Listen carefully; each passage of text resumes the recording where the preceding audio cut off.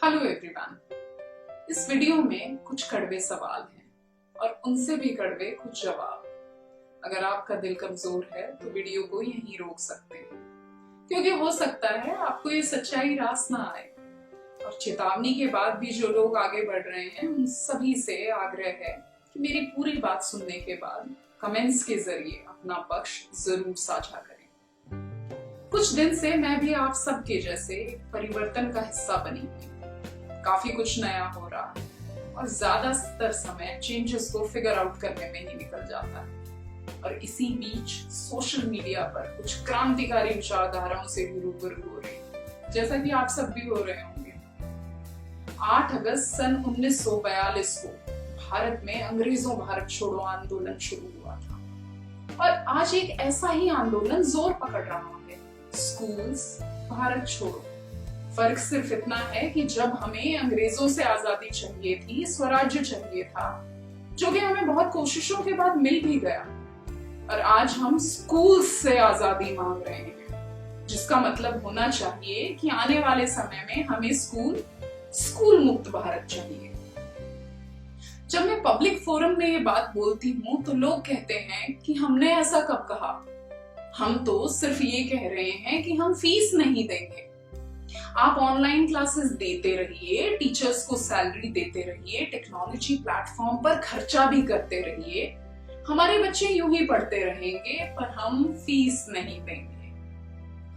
अब ये तो कुछ ऐसी बात हो गई कि आप किराने की दुकान से तेल साबुन ले आइए और कहिए कि तू रोज ऐसे ही दुकान खोलना, मैं रोज सामान लेने आऊंगी, बस पैसे नहीं दूंगी। बाकी तेरी दुकान खोलने में मुझे कोई प्रॉब्लम नहीं है, तू रोज नया नया सामान लाके दुकान का स्टॉक बराबर मेंटेन करके रखना, और हो सके तो सामान घर पर छुड़वा दिया करना। मैं बिल्कुल नहीं कह रही कि इन सब बातों में कोई लॉजिक नहीं है, बेशक है। खराब घड़ी भी 24 घंटे में 2 बार सही समय दिखाती है।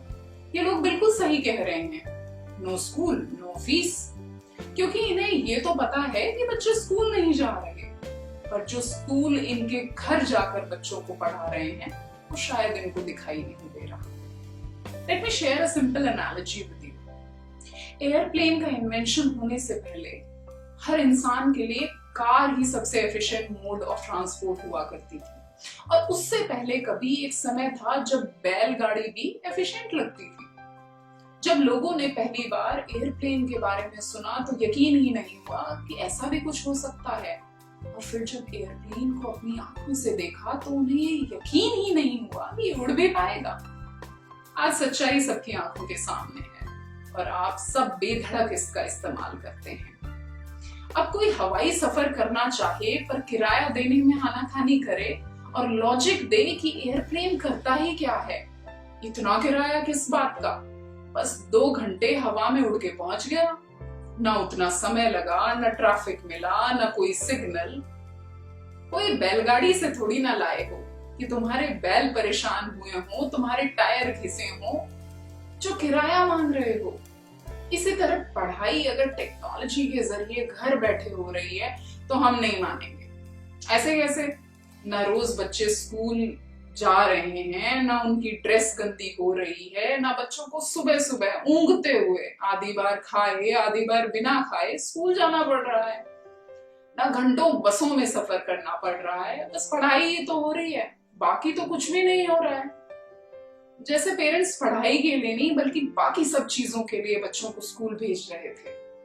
थोड़ा विचार करते हैं कि क्या बदला है स्कूल्स के लिए, टीचर्स के लिए और पेरेंट्स के लिए। स्कूल आज भी पूरा इंफ्रास्ट्रक्चर प्रोवाइड कर रहे हैं, टीचर्स अभी भी पूरा दिन क्लास ले रहे हैं, डाउट्स क्लियर कर रहे हैं, होमवर्क दे रहे हैं, टेस्ट दे रहे हैं, रिजल्ट प्रिपेयर कर रहे हैं। और पेरेंट्स के लिए क्या बदला है? उनका बच्चा आज भी उन्हीं टीचर्स से पढ़ रहा है, समझ रहा है, आगे बढ़ रहा है। हाँ बेशक वो ये सब अपने घर के कंफर्ट जोन में कर रहा है।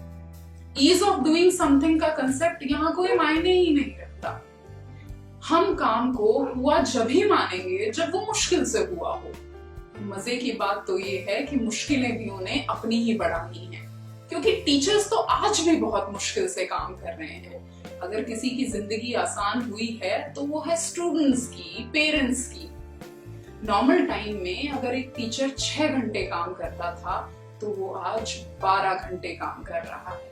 अगर यकीन नहीं होता तो आधे आधे घंटे के 4 से 5 एजुकेशनल वीडियो बनाएं, बिना रुके बिना थके हर रोज।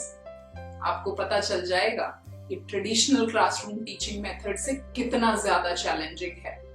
और बात सिर्फ बनाने तक खत्म नहीं हो जाती, घंटों इनकी एडिटिंग करना और फिर अगर इन्हें वीडियो शेयरिंग प्लेटफॉर्म पर अपलोड करना पड़े तो हर एक वीडियो कम से कम आधे से 1 घंटा लेता है।